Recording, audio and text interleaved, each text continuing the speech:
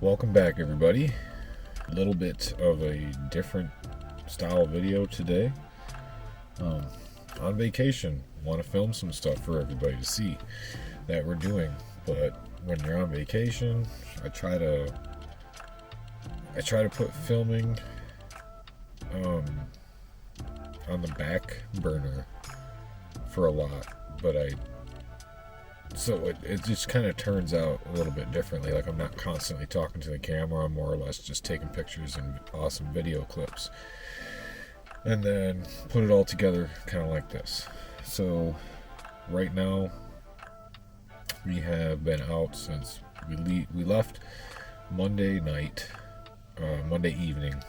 around 5:30, and it is now Thursday at 6:30. So it's been Tuesday, Wednesday, Thursday. It's been 3 days. And just kind of getting a chance now to kind of sit down and, discuss what's been happening. In the back, you can see the mess of stuff we have back there right now. Just because when we got to our destination here for 3 days, we'll take care of that later. But we have been doing some car camping, sleeping in the car at night. Last night was at a welcome center rest area, so they had bathrooms, which is always a plus. But we started our trip from Michigan, obviously, and headed straight down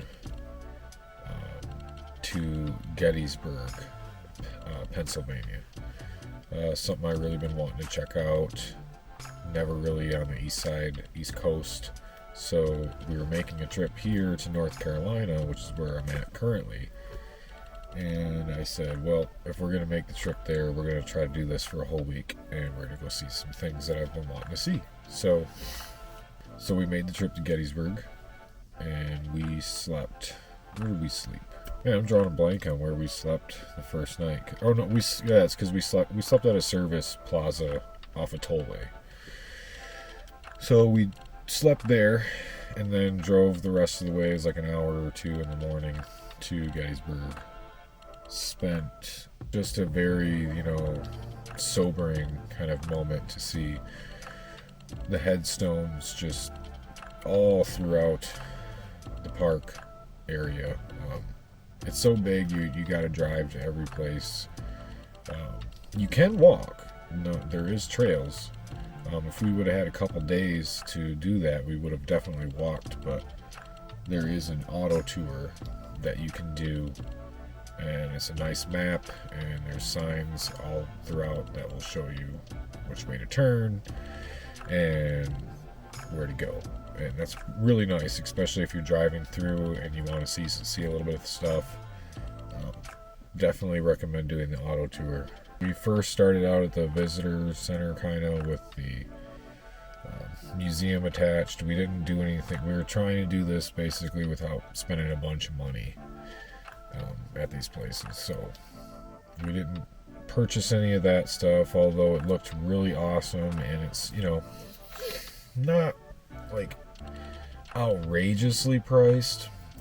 So it's definitely not out of the realm possibility to be able to go into see the live action. Like, it's a 360 museum thing where it like kind of plays out what happened with sound and everything, like a total experience type deal.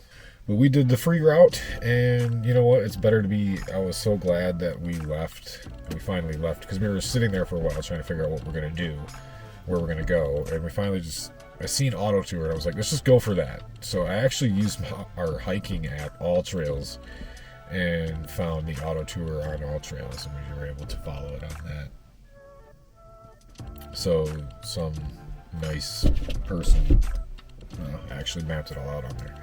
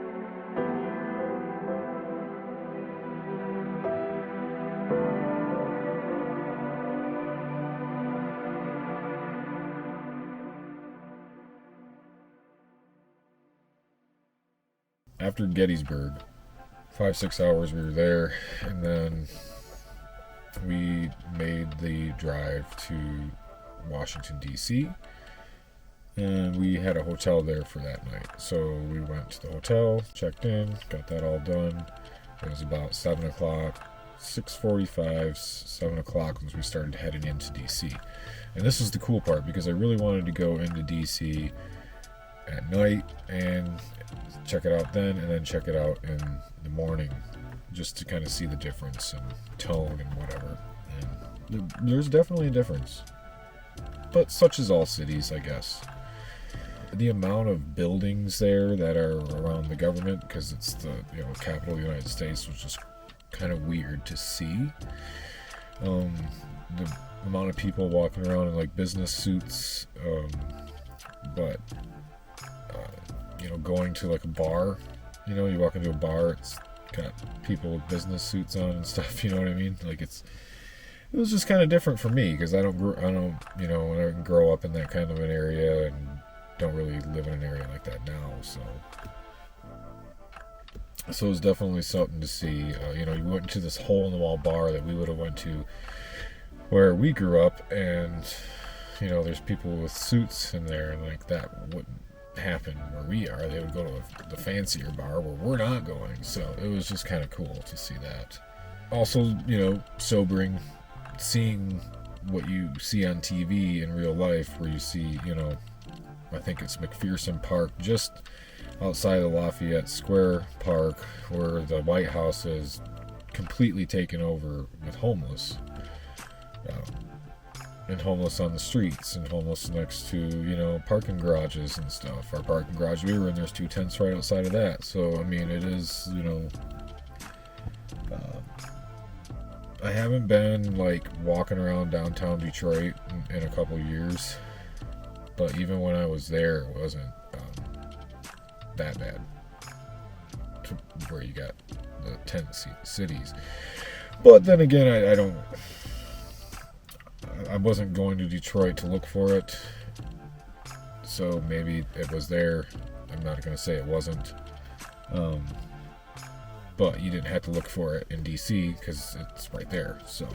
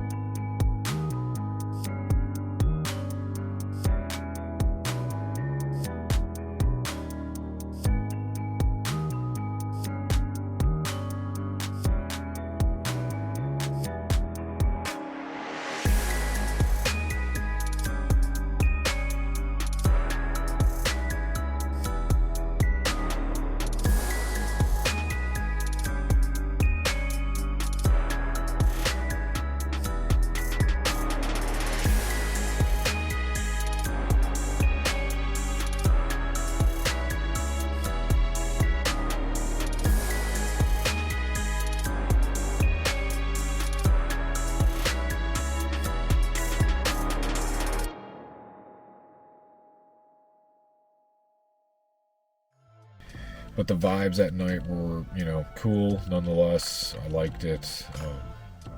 I like how you're still able to walk up and do pretty much whatever you want. Like, you can walk all the way up to the Washington Monument. There's people still over by the Lincoln Memorial. The White House, obviously, you can't really enter on those grounds. I mean, I don't know. You can, maybe if you've been there before the January 6th stuff, I don't know if you were able to then, but, you know, most of that January 6th stuff was on the Capitol, wasn't on the White House, so I don't know. I just know that you couldn't really go past a certain point. They had everything barricaded and guards out there pretty much, so. But you could still see it. It was still cool. It was still, you know, surreal to see it in real life. Definitely will be going back. So then the next day we went back in the morning. That's when we checked out the Capitol building. And, you know, you can see like the scaffolding area that everybody was entering through, and in the back part. And, at first it was like, oh, we're doing work on the building. And I'm like, wait a minute, this stuff was up there like a while ago. So they're probably always just doing work on that building. So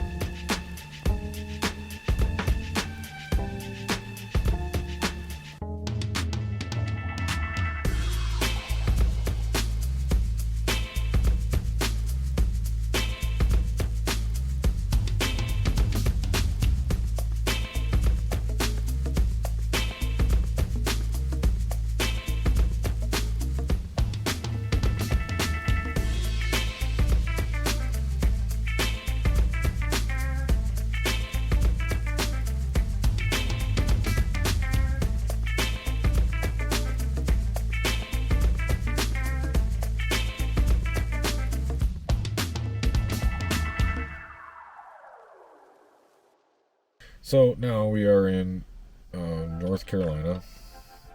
Very good time so far. I love doing the car camping. I will definitely put this all together and I'll show you a video clip of it, with the setup. We have a new air mattress now that fits. It's almost form fitting to the back of the Traverse here, so it's definitely an upgrade. It actually holds air for the first time ever. I would recommend this air mattress for sure. So hopefully I remember to put a link in there, and if not, just if you're interested, comment and I'll get you the link. So I said I would show you what we're working with in the back here.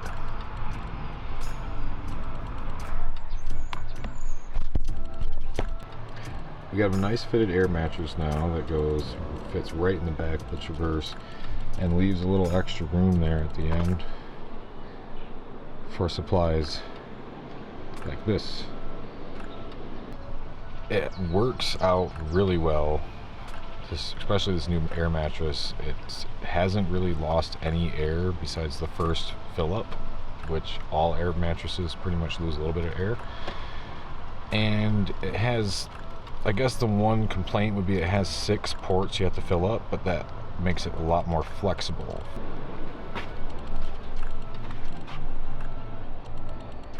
Right there, got the pillows here, and you can also store stuff underneath there. Probably can't see anything, and I'm not adjusting any settings, so yeah. But in order to fit the rest of that stuff in there, you have to make a few adjustments. So I will do those adjustments and show you what it looks like after we fit everything inside. So anyways, I got all the adjustments made, and this is what it looks like while we're driving.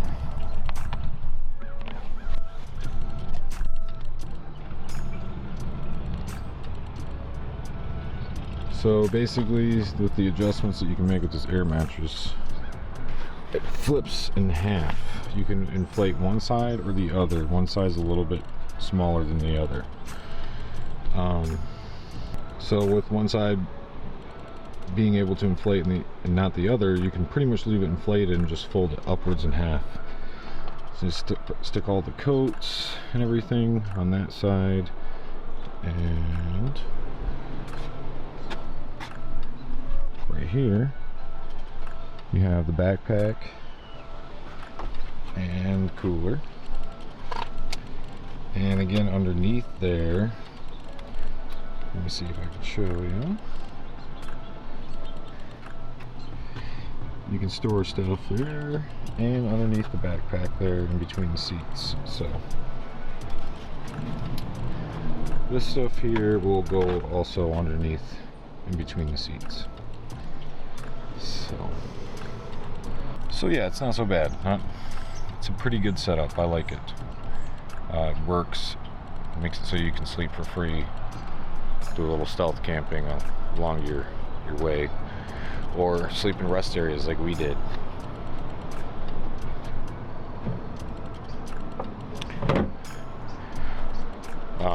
Rest area is always a good option, considering they have bathrooms there, which is always nice. So yeah, that's kind of a little tour of the vehicle, what we've been using for this trip. And we're definitely going to invest in some blinders for the windows and something to separate the front, but this works for now.